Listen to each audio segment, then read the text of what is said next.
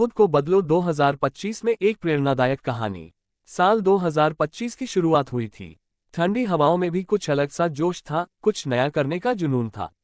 ये कहानी है सूरज की, एक ऐसा युवा जो गरीबी, संघर्ष और मेहनत को अपना हथियार बनाकर अपने आप को बदलने की राह पर निकल पड़ा। सूरज का जन्म एक छोटे से गांव में हुआ था। घर की हालत खस्ताहाल थी, टपकती छतें, मिट्टी के फर्श और 2 वक्त की रोटी के लिए भी संघर्ष। लेकिन इन हालातों ने सूरज के इरादों को कभी कमजोर नहीं किया। उसका सपना था कि वह अपने परिवार को इस गरीबी से बाहर निकाले, लेकिन वह जानता था कि यह सपना सिर्फ सोचने से नहीं, मेहनत से पूरा होगा। साल की शुरुआत होते ही सूरज ने खुद से एक वादा किया, खुद को बदलना है, 2025 को अपनी मेहनत की कहानी बनाना है। उसके पास कोई साधन नहीं थे, लेकिन उसके पास था हौसला। सूरज ने एक छोटी सी फैक्ट्री में काम पकड़ लिया जो गांव से 100 किलोमीटर दूर थी। पैसे इतने कम मिलते थे कि किराया देना भी मुश्किल था।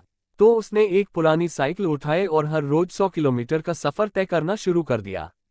सुबह तड़के 4 बजे उठता, ठंडी हवा में साइकिल चलाता और देर शाम लौटता। उसके पैरों में छाले पड़ जाते, पीठ दुखती, लेकिन उसका हौसला कभी नहीं डगमगाया।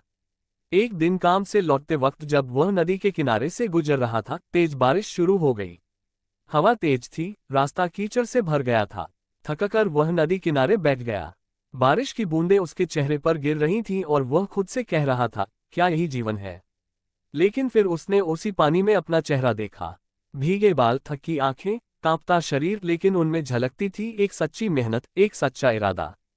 उसने मुस्कुरा कर कहा, हाँ, यही जीवन है, लेकिन इसे बदलना मेरे हाथ में है।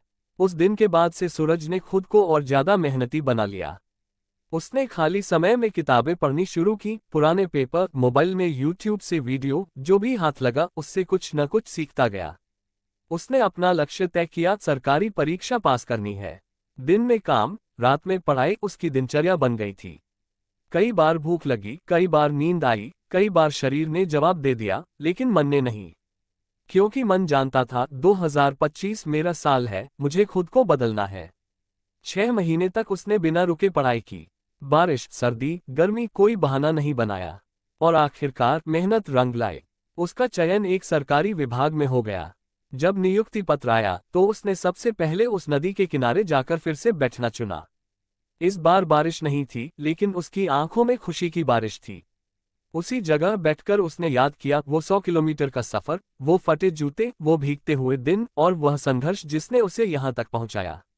अब सूरज गांव के बच्चों को पढ़ाता है, उन्हें प्रेरित करता है कि गरीबी कोई अभिशाप नहीं है, अगर तुम मेहनत करो तो हर परिस्थिति तुम्हारी ताकत बन सकती है। खुद को बदलो 2025 में, ये उसका नारा नहीं, अब उसका जीवन बन गया है। दोस्तों, यही समय है खुद को बदलने के लिए, बदल डालो।